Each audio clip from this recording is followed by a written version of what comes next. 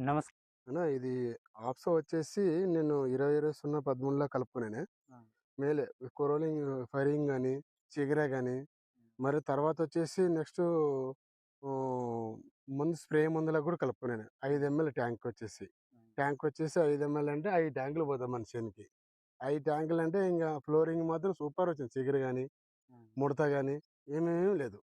దానివల్లే చూడు ఇప్పుడు మనకి ఈ ఉపయోగం వల్ల వచ్చింది.